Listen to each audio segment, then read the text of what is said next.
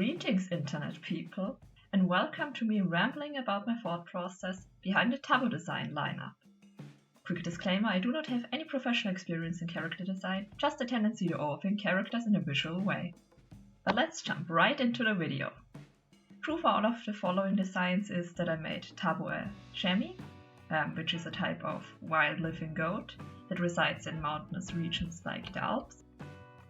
Originally I was a bit torn about if I should make Tubbo fully human or some sort of goat or sheep hybrid, since there wasn't any real reason for making him a hybrid, outside of drawing parallels to J-Schlatt, which didn't really convince me enough.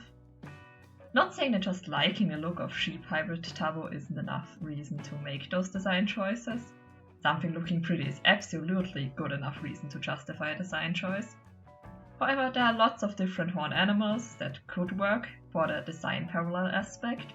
In the end I settled for a chamois because, for one thing, they are goats, making Tubbo fundamentally different from Schlatt, who is a sheep hybrid, while still making them look similar enough to give Tubbo and everyone around him a crisis about Tubbo following in Schlatt's footsteps as a president. And for another thing, chamois' horns look a little bit like backwards bee antenna when fully grown, which you can probably agree with me feels very fitting for the trademark b-boy. But what am I even drawing? Currently on screen is the early SMP or first discourse version of Tubbo. I kept the classic green shirt and gave him a matching bandana, which will be relevant for the Tommy Tubbo bandana trading thing I adopted from the fandom. So yeah, the bandana originates here. He originally wears it in his hair. For one thing, because his horns are still very small at this stage, so there was room for me to put it there.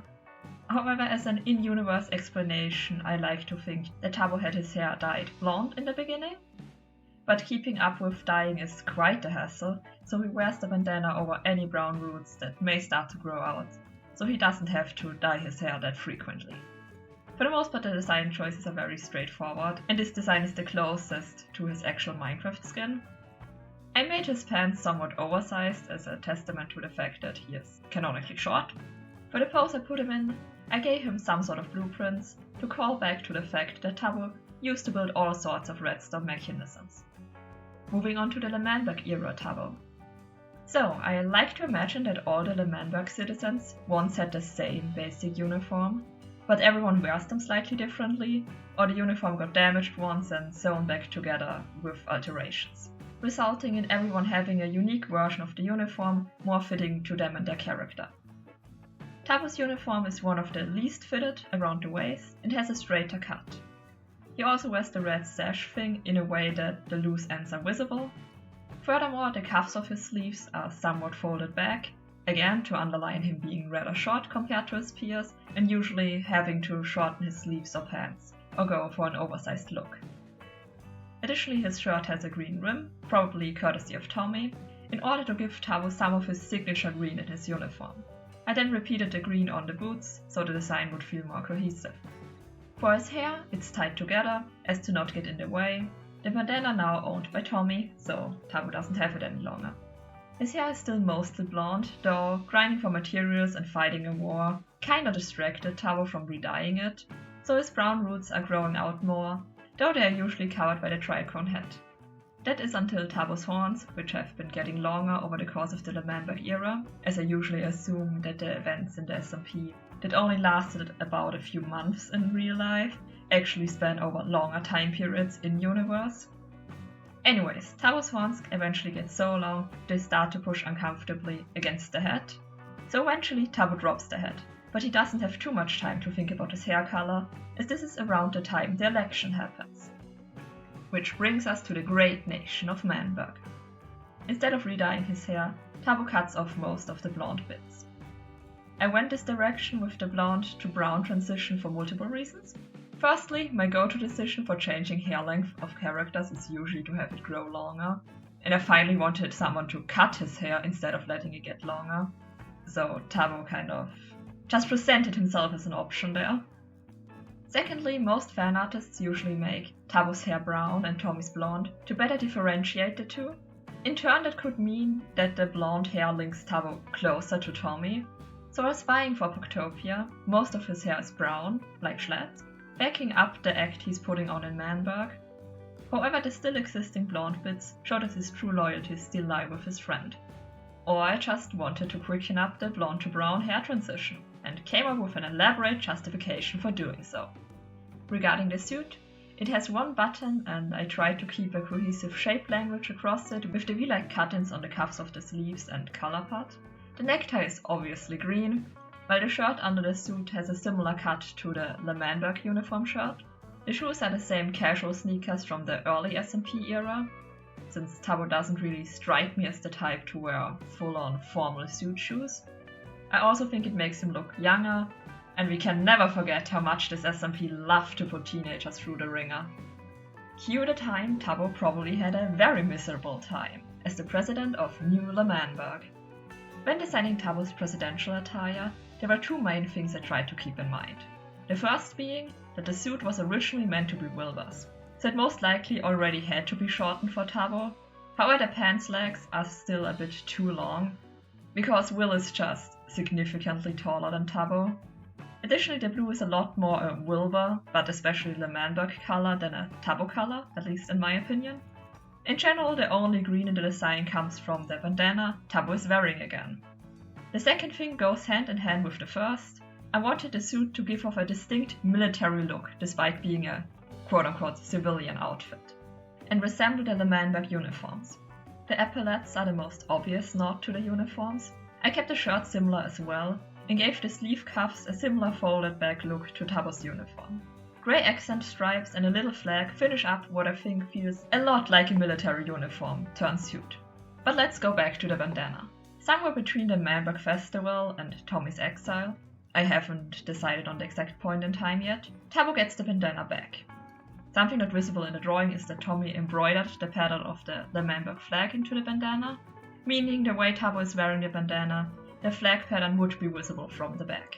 Furthermore, Tubbo has his Tommy compass, more or less safely, tucked away in the pocket of his pants, with only its golden chain being visible.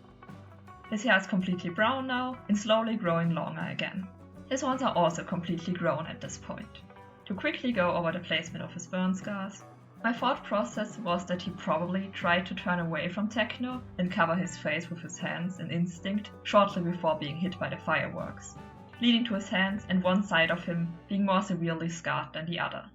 I moreover tried to place the scarring on his face in a similar way of the white pattern of a chamois. Don't know if it reads very well, but that's what I intended. Speaking of another reason why I specifically picked out an Alp goat for Tubbo, Snowchester.